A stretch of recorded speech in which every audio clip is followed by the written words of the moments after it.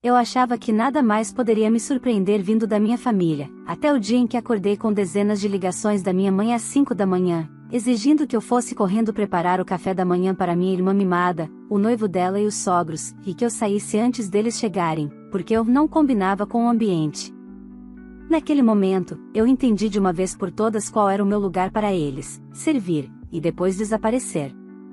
Mas o que ninguém imaginava era que aquela humilhação seria a última. Eles achavam que podiam continuar me usando, pisando em mim e me detonando quando quisessem. O que eles não sabiam é que, naquele dia, eu decidi que seria a minha vez de assistir, e eles seriam os que iam cair. E foi exatamente isso que aconteceu. Olá, seja bem-vindo ao canal Histórias Surpreendentes. Curta e se inscreva nesse canal, aproveite e ative as notificações. Comente aqui de qual cidade você está assistindo, vou adorar saber e deixar um coração no seu comentário. Eu nunca vou esquecer daquela madrugada. Eram exatamente 5h02 quando meu celular começou a tocar sem parar, vibrando sobre a mesinha ao lado da cama, como se tivesse sido programado para me arrancar do pouco descanso que eu finalmente conseguirá ter. Na quinta chamada seguida, ainda com os olhos semicerrados, peguei o telefone achando que fosse alguma emergência. Mas bastou ouvir a voz da minha mãe para perceber que estava enganada. Camila, levanta agora e vem pra cá. Sua irmã está exausta, nós estamos cansados, e você precisa vir preparar o café da manhã. O noivo da sua irmã e os pais dele vão chegar às 8, e tudo tem que estar perfeito. Não quero desculpas. Arrume tudo e esteja fora da casa antes deles chegarem. Ela não perguntou se eu estava bem, se eu podia, se eu tinha compromisso. Não perguntou nada. Apenas deu ordens, como a vida inteira foi. Fiquei sentada na cama, com o telefone encostado no ouvido, sentindo o silêncio invadir o quarto depois da exigência absurda. O relógio marcava 5h05, e mesmo naquela hora eu não tive o direito de ser tratada como um ser humano. Na cabeça dela, meu papel sempre foi claro: eu existia para servir. Minha irmã Lara, a princesa perfeita, era quem merecia descanso, elogios, orgulho, investimentos, amor. Eu era a filha que resolvia problemas, a que era chamada quando algo precisava ser feito, e descartada assim que terminava. Respirei fundo, pela primeira vez sentindo um impulso diferente, como se algo dentro de mim tivesse acordado junto com a madrugada. E respondi: eu não vou. O silêncio do outro lado foi tão pesado que poderia ter quebrado o ar.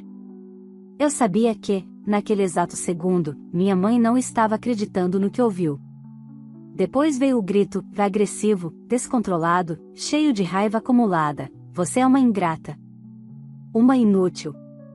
A sua irmã está estressada com os preparativos do casamento, e você se recusa a ajudar? Você só pensa em você. É por isso que ninguém gosta de você.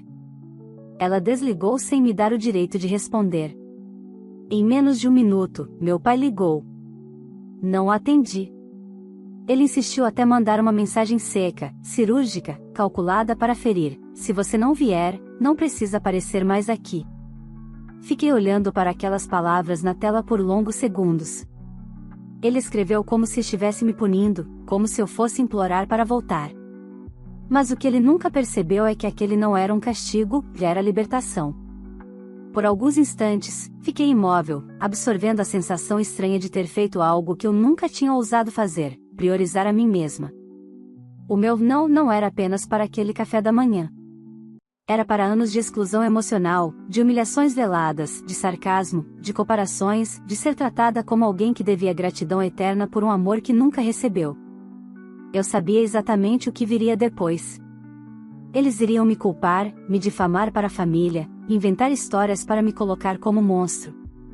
Iriam dizer que eu abandonei todos no pior momento possível. Mas, pela primeira vez, eu não estava com medo do que eles fariam. Estava curiosa para ver até onde iriam quando percebessem que o controle acabou. A verdade é que eu cansei de ser a filha que acorda cedo para arrumar uma mesa onde não pode sentar. A filha que cozinha e não come. A filha que arruma e não é convidada. A filha que só existe quando é útil. Eu passei 27 anos tentando ser vista, ser amada, ser validada. E tudo que recebi foi rejeição embrulhada em obrigações. naquela madrugada, sozinha dentro do meu apartamento pequeno, simples, alugado por meus próprios esforços, eu finalmente entendi que existe um limite entre paciência e humilhação. Eles ultrapassaram esse limite tantas vezes que eu nem sei quando foi a primeira. Mas eu sei exatamente quando foi a última, quando esperaram que eu voltasse para servi-los como sempre. Foi naquele instante que uma nova versão de mim nasceu, silenciosa, estratégica, extremamente consciente do próprio valor. E eles jamais imaginariam o que significava ter perdido o poder que tinham sobre mim. Porque, quando eu finalmente disse não, eu não quebrei apenas uma expectativa. Eu quebrei a dinâmica de uma vida inteira. E se meus pais e minha irmã acreditam que eu simplesmente vou desaparecer e aceitar mais uma injustiça, precisam se preparar, porque o café da manhã que eu recusei foi apenas o estupim do maior efeito dominó da vida deles. Quando desliguei o celular naquela madrugada, eu achei que a situação morreria ali. Eu disse não, eles ficaram furiosos, e o ciclo seguiria como sempre. Mas eu estava enganada. Pela primeira vez na vida, meu não tinha consequências, não para mim, mas para eles. Às 7h17, o telefone tocou novamente. Dessa vez, não era minha mãe nem meu pai. Era minha tia Eliane, aquela que só aparecia quando havia fofoca fresca para espalhar. Atendi por impulso, e a voz dela veio afiada como navalha. Camila, o que você fez? Sua mãe está chorando dizendo para todo mundo que você humilhou a família bem no dia em que receberiam os sogros da Lara. Foi quase cômico. Eu disse não para acordar às 5 da manhã para cozinhar e magicamente virei a responsável por destruir o grande evento da família. Tia Eliane continuou, sua irmã estava em prantos. Ela disse que você fez isso por inveja do noivado dela. Inveja, essa palavra eu já esperava. Passei anos ouvindo que eu era ciumenta, apenas porque eu queria o mínimo de dignidade, que ninguém me tirasse as coisas, que não me tratassem como invisível, que respeitassem meu esforço. Mas, para eles, qualquer pedido de respeito era traduzido como ciúme. Depois da ligação teatral da minha tia, eu tomei banho, fiz meu café e sentei para trabalhar. Sou designer freelancer, e naquele dia eu tinha 2 projetos para entregar. Mas era impossível me concentrar com o celular vibrando sem parar. Famílias inteiras começaram a me enviar mensagens, tias, primos, grupo da família, até vizinhos antigos que eu mal lembrava. Todos repetindo a mesma história manipulada, eu, a vilã ingrata que se recusa a ajudar em um dia tão importante. De repente, eu entendi tudo com clareza assustadora. Meus pais não estavam apenas magoados pelo café da manhã. Eles estavam desesperados porque, pela primeira vez, não conseguiriam usar a filha rejeitada para encobrir a incompetência da filha mimada. O noivo da Lara e os pais dele chegariam e viriam que a princesa perfeita não cozinhava, não arrumava, não fazia nada. E eles não poderiam colocar a culpa em mim daquela vez. Aquela vergonha não era minha. Era deles. Às 9h, a campainha do meu apartamento tocou. Quando olhei pelo olho mágico, meu coração acelerou. Era meu pai. Eu poderia fingir que não estava, mas eu não fugiria mais. Abri a porta, e ele entrou sem pedir permissão, como se ainda tivesse autoridade sobre mim. O olhar dele era duro, frio, calculista. Você arruinou o café da manhã, ele disse, como se estivesse relatando um crime grave. Eu mantive a expressão neutra. Não arruinei nada. Eu só não aceitei ser tratada como empregada. Ele fechou a porta com força. Você colocou sua irmã em uma situação horrível. O noivo e a família dele chegaram e viram a casa desorganizada. Sua mãe teve um surto. A Lara passou vergonha. Eu encarei firme, tudo isso porque vocês não são capazes de levantar da cama para arrumar a própria casa. Ele respirou fundo, com raiva. Você vai pedir desculpas à sua irmã e à sua mãe. E vai ligar agora convidando os sogros para um jantar de reconciliação, organizado por você, para limpar a imagem da nossa família. Eu quase ri. Não só eu deveria pedir desculpas, eu deveria reparar o dano oferecendo minha casa, meu tempo, meu esforço para que eles recuperassem a aparência perfeita que tanto idolatravam. Não, eu respondi calmamente.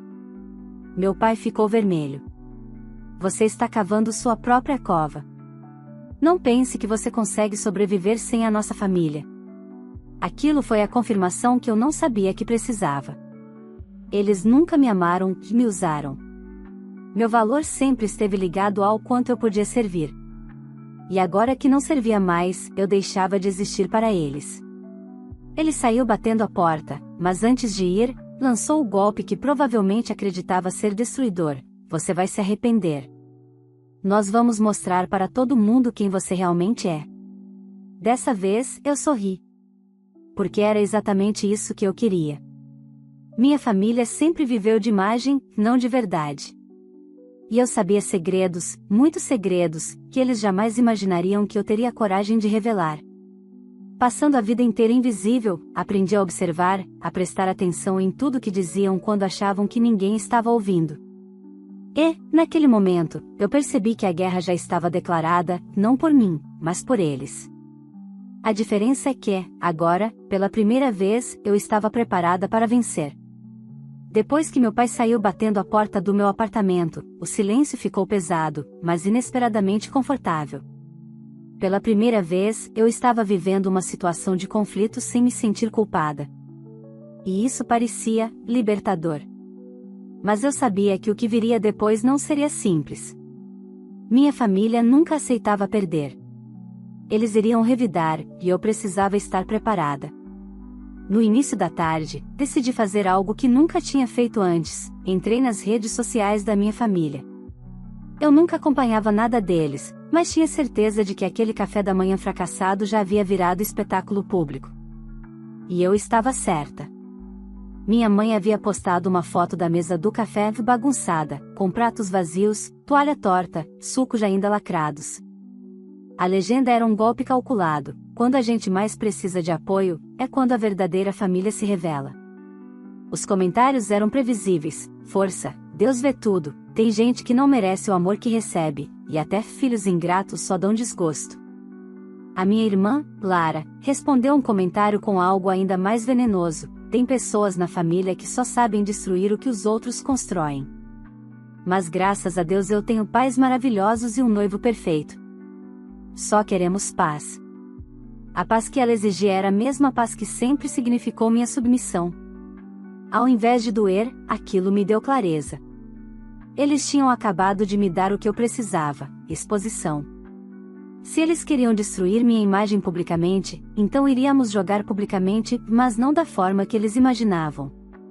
No mesmo dia, recebi uma notificação: minha irmã me bloqueou nas redes sociais. Nem fiquei surpresa. Mas uma coisa chamou a atenção, e várias amigas dela começaram a me seguir. Provavelmente esperando confusão. Mal sabiam que a confusão estava só começando. Às 18h20, minha prima Júlia me mandou um áudio curto, quase sussurrado: Camila, não fala que fui eu quem contou. Estão dizendo na família que você explodiu de ciúmes da Lara e que humilhou ela na frente dos sogros. Dizem que o casamento pode estar em risco por sua causa. Seu pai está furioso e sua mãe disse que vai fazer você pagar. Pagar. Era sempre essa palavra. Mas dessa vez, eles é que iam. Quando desliguei o áudio, meu celular começou a tocar.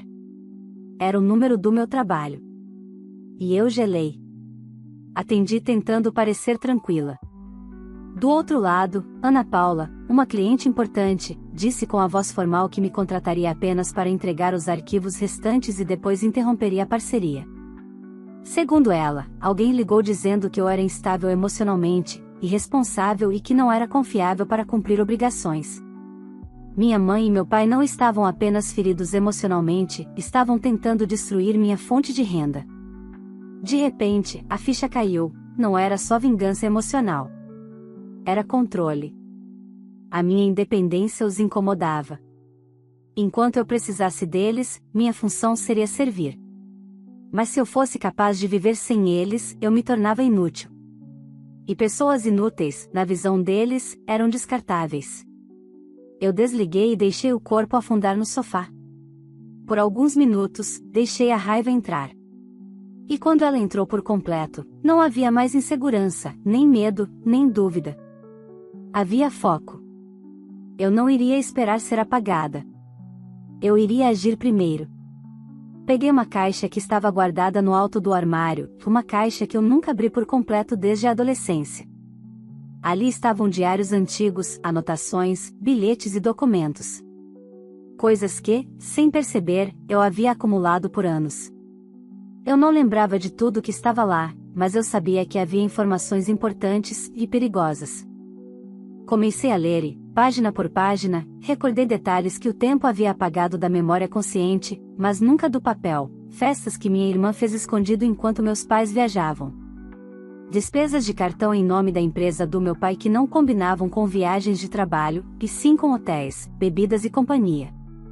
Mensagens impressas que encontrei sem querer quando tinha 15 anos, enviadas por uma mulher que definitivamente não era minha mãe. E, no meio de tudo, algo que fez meu coração acelerar, um contrato assinado por minha mãe, de venda antecipada de terrenos no interior, terrenos que pertenciam ao meu avô e que nunca foram divididos entre os herdeiros. Assinaturas que, na época, ninguém questionou. Assinaturas que podem ou não ter sido falsificadas. A minha família adorava a imagem. Mas a reputação deles era tão frágil quanto uma vidraça. Naquela noite, muito antes de qualquer vingança, eu tomei a primeira decisão verdadeira da minha vida: ninguém mais teria poder sobre mim. Nem emocional, nem financeiro, nem social. E se para isso significasse expor o que eles sempre esconderam, então seria apenas justiça. Mas antes de qualquer movimento mais sério, eu precisava fazer algo que eles jamais esperariam: olhar minha irmã nos olhos. Uma mensagem dela chegou às 21h13, precisamos conversar. Sorri. A peça do jogo tinha acabado de se mexer exatamente como eu previa. A mensagem da Lara, precisamos conversar, não era um pedido. Era uma convocação. Ela nunca me procurava para entender meu lado, apenas quando precisava garantir que a imagem dela não fosse prejudicada. Eu já sabia disso. Mesmo assim, marquei de encontrá-la no café de um shopping no centro da cidade. Lugar público, neutro, e cheio de testemunhas. Porque eu sabia que, quando o público está olhando, a minha irmã se comporta como a boneca perfeita que ela sempre quis parecer. Quando cheguei, ela já estava lá, impecável como sempre, unhas feitas, cabelo arrumado, roupas caras. Nem parecia a mesma pessoa que, quando éramos pequenas, me trancava no quarto chorando enquanto recebia elogios dos meus pais por nunca dar trabalho. Ela fez uma expressão dramática assim que me viu, como se tivesse sido traída na novela das 9. Camila, eu estou muito magoada com você, ela começou, exatamente como eu esperava. Por você não ter levantado para cozinhar, perguntei com ironia. Ela suspirou, indignada. Não foi sobre cozinhar. Foi sobre você nos deixar na mão num momento importante. Eu contei com você. Sempre contei com você. Essa frase me atingiu como um soco de lucidez. Sempre contei com você. Sim, ela contou comigo, porque eu servia, porque eu resolvia, porque eu era conveniente. Nunca por amor, nunca por respeito. Você não contou comigo, respondi calmamente. Você me usou. A expressão dela tremeu por um segundo, como se eu tivesse interrompido um roteiro ensaiado dezenas de vezes. Camila, não vamos transformar isso em drama. O estrago já foi feito. Eu e o Daniel tivemos que passar vergonha na frente da família dele, e eu estou tentando consertar o que dá. Eu quase ri. Lara não estava ali por saudade da irmã, que estava ali para proteger o casamento dela. Vamos ser diretas, ela continuou, baixando a voz. Nossos pais estão furiosos. E você sabe como eles ficam quando alguém desobedece. Você não quer que eles sigam por esse caminho. Eu entendi o que ela estava insinuando. Eles fariam qualquer coisa para manter a fachada de família perfeita, e inclusive me destruir publicamente. Ou pior. Então vocês querem que eu peça desculpas, concluí. Sim. Publicamente, ela confirmou sem piscar. E que façam um jantar na sua casa para os pais do Daniel, para mostrar que você não teve intenção de ofender. Era inacreditável. Eles realmente achavam que podiam me atacar, me humilhar, me isolar e ainda assim exigir que eu limpasse a imagem deles. E se eu me recusar? Perguntei, sabendo que a resposta seria reveladora. A máscara de boa moça lhe escorregou por um instante, e a verdadeira Lara apareceu, fria, arrogante, acostumada a ter tudo nas mãos. Então a família toda vai saber quem você realmente é. Quem você sempre foi. E ninguém mais vai querer falar com você, trabalhar com você ou conviver com você. Era uma ameaça. Clara, direta, cruel. Eu respirei devagar. Lara, você lembra quando eu tinha 17 anos e vocês disseram para a família que eu repeti de ano porque era irresponsável? Ela franziu a testa. E daí? E daí que foi uma mentira. Eu repeti porque a mamãe me fez faltar aula para cuidar de você depois da sua cirurgia de estética. A cirurgia que vocês esconderam do papai na época. O sangue sumiu do rosto dela. Você não tem como provar qualquer coisa disso, ela sussurrou, tentando se recompor. Eu sorri de canto. Eu tenho. Anotações antigas. Mensagens. Datas. Lembra quando eu comecei a escrever tudo o que acontecia para não enlouquecer? Pois é. Eu registrei mais do que vocês imaginam. A mão dela tremeu ao pegar a xícara de café. Você não faria isso. Ia destruir nossa família. Minha família já está destruída. Só vocês fingem que está tudo perfeito. Ela respirou fundo, tentando recuperar a postura. O que você quer, Camila? Eu sabia que ela esperava ouvir um pedido de perdão, atenção, amor, algo emocional.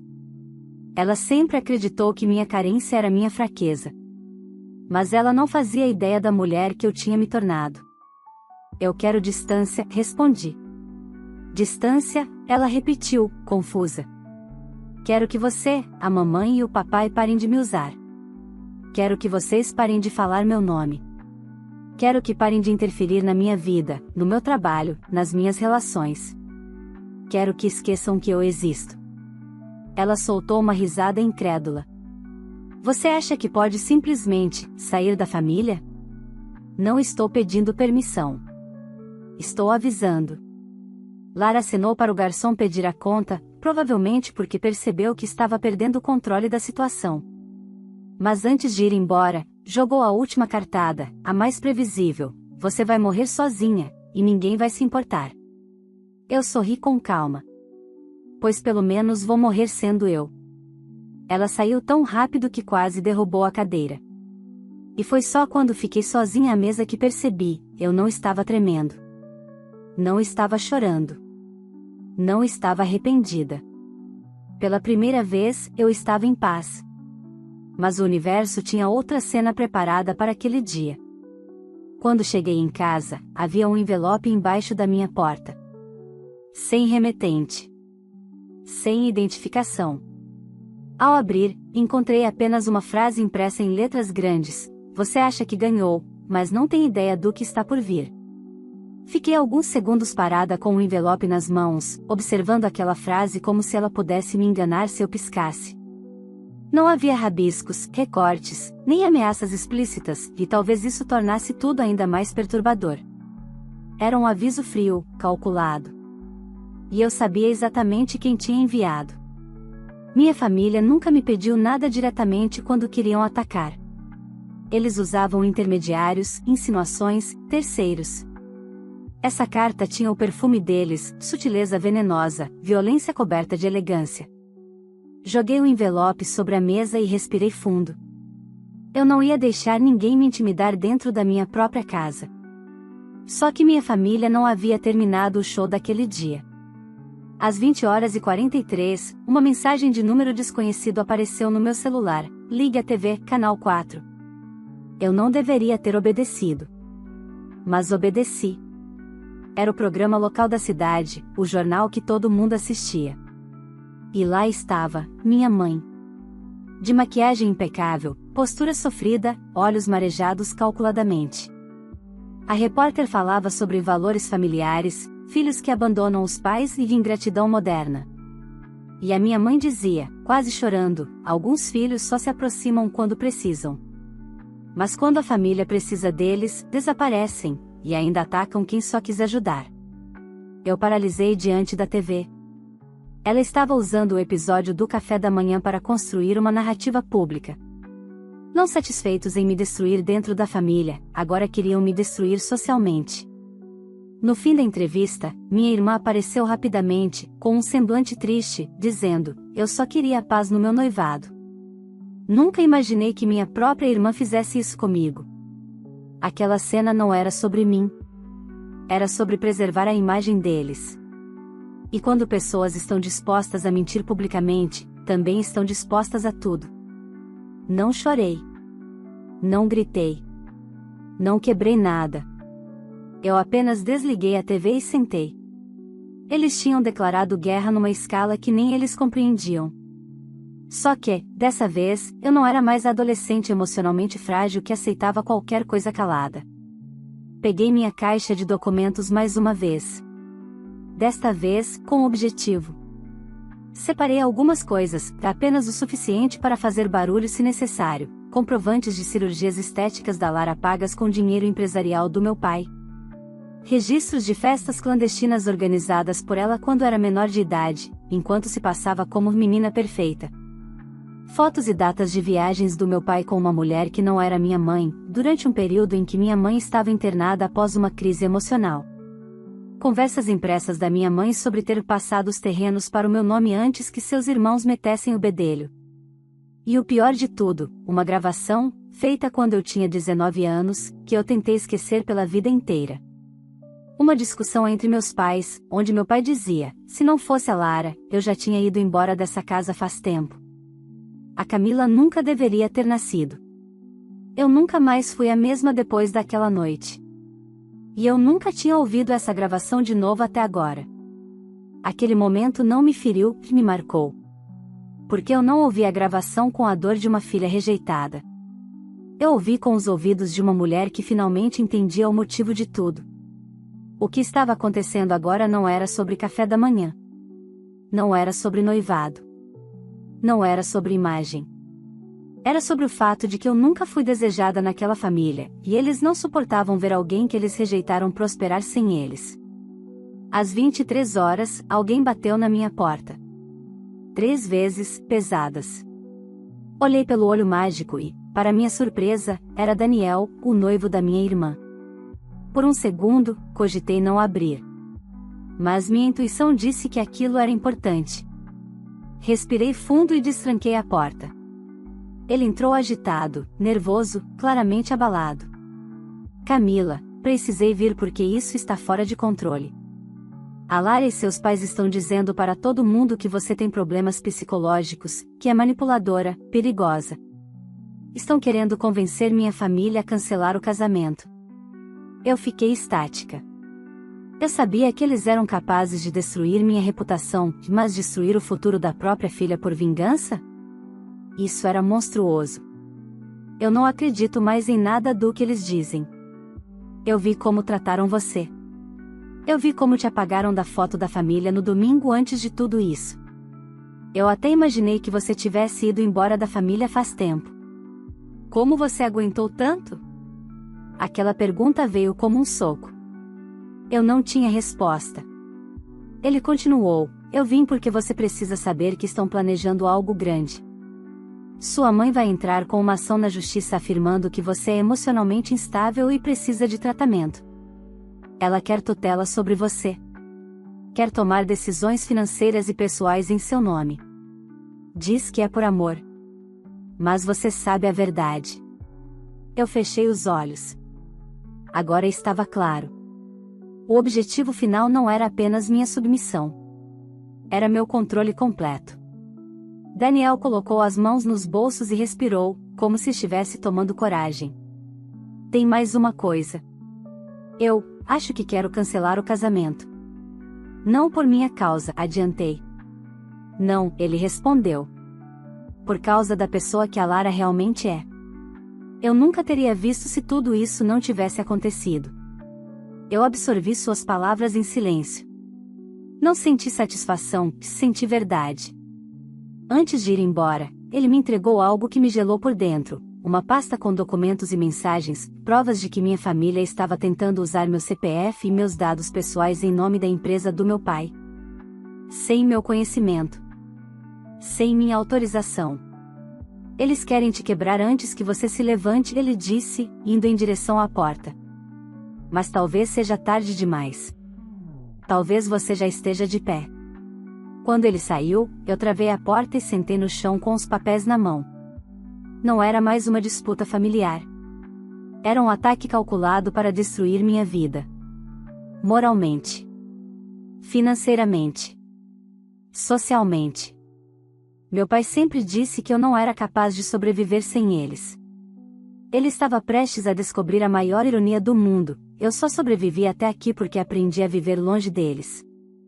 E agora, pela primeira vez na vida, eu ia revidar.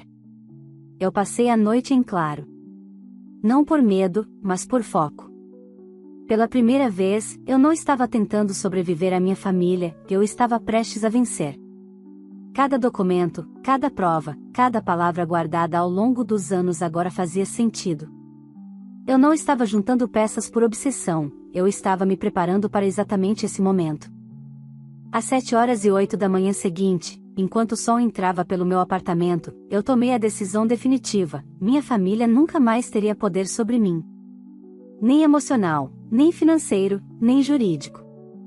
E, acima de tudo, jamais teriam controle sobre minha imagem. Eles queriam destruir minha reputação? Então eu faria algo pior: exporia a verdade. Não vingança impulsiva. Justiça planejada. Comecei pelas redes sociais, da arena onde eles tentaram me queimar. Gravei um vídeo simples. Sem lágrimas, sem raiva, sem gritos. Apenas verdade. Bom dia. Ontem minha família foi ao vivo na televisão para falar sobre valores, amor e união, e insinuar que eu os abandonei. Hoje eu vim falar sobre a parte da história que eles esqueceram de contar. E então, com calma, mostrei algumas coisas, não tudo, apenas o suficiente: fotos de festas clandestinas organizadas pela minha irmã enquanto era menor de idade, enquanto meus pais viajavam. Comprovantes de cirurgias plásticas pagas com dinheiro desviado da empresa. Prints da conversa de ameaça que dizia que eu deveria preparar o café e sair antes dos convidados.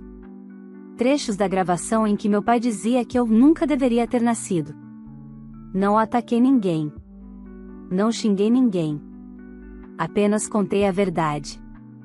E terminei assim: eu sou adulta, trabalho, pago minhas contas e não devo submissão a ninguém. Não vou aceitar abusos, humilhações ou manipulação, nem dentro da família, nem fora dela. Se defender o próprio bem-estar me torna o vilão da história, que seja. Eu prefiro ser vilã e livre do que ser obediente e infeliz. Postei. Bloqueei comentários, curtidas e mensagens. Meu objetivo não era discutir, era deixar registrado. E saí de casa. Fui direto ao escritório de contabilidade que Daniel indicou. Em poucas horas, descobri o que eu já suspeitava: estavam tentando usar minha assinatura digital para movimentar a empresa do meu pai.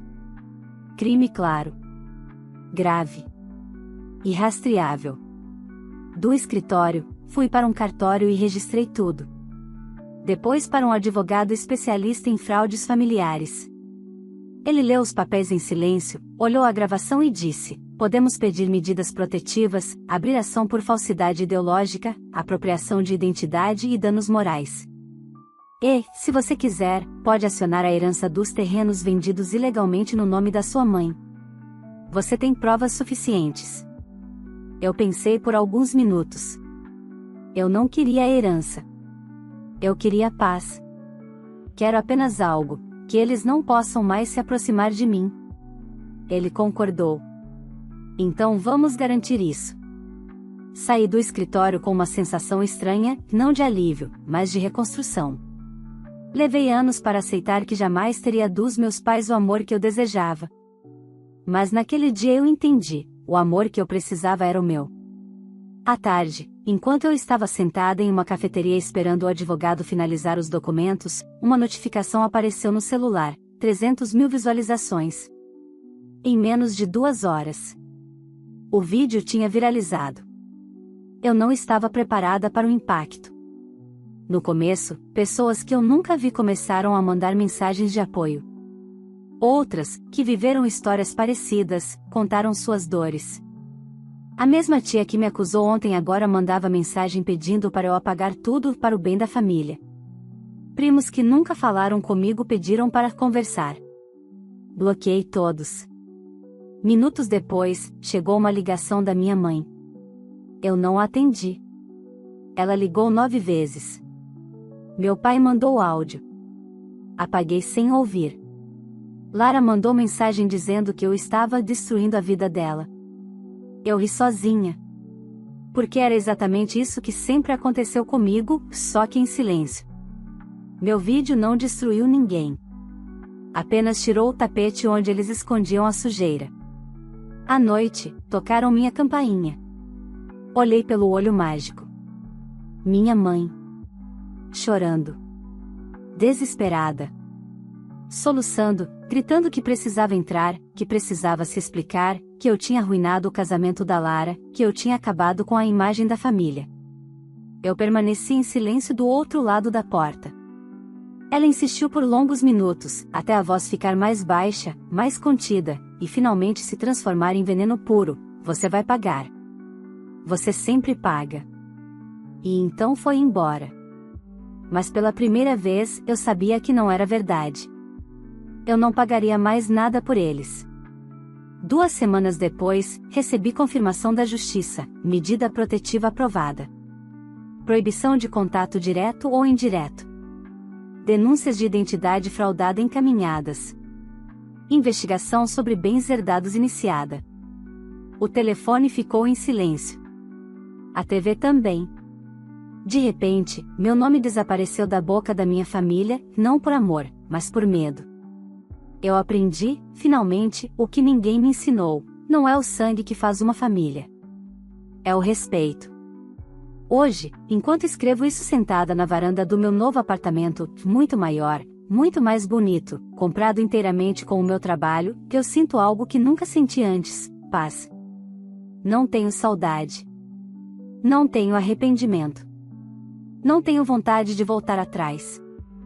Não sinto falta da minha mãe. Não sinto falta do meu pai. Não sinto falta da minha irmã. E não é porque eu me tornei fria. É porque eu finalmente me tornei livre. Eles continuam existindo, no passado. Mas eu não moro mais lá. Eu não ganhei uma família. Mas ganhei a mim mesma. E isso é muito melhor. Se você ouviu essa história até o final, eu quero saber a sua opinião. Você acha que a filha fez certo em finalmente se afastar da família que sempre a humilhou? Você teria feito o mesmo no lugar dela, ou teria agido diferente? Comenta aqui embaixo, eu adoro ler cada opinião de vocês. E me conta também de qual cidade você está assistindo esse vídeo, porque eu quero passar nos comentários e deixar um coração especial para quem ficou comigo até o final da história. Antes de ir embora, já aproveita e curte o vídeo, porque isso ajuda muito o canal a crescer e alcançar mais pessoas. Se você ainda não se inscreveu, se inscreve agora e ativa o sininho para não perder nenhuma das próximas histórias que vem por aí, tem muitas ainda para te emocionar, surpreender e te prender do começo ao fim. E claro, compartilhe esse vídeo com alguém que ama uma boa história, ou com aquela pessoa que precisa ouvir que ninguém é obrigado a aceitar humilhação nem dentro da própria família. Obrigada por assistir até aqui, e estou te esperando nos comentários.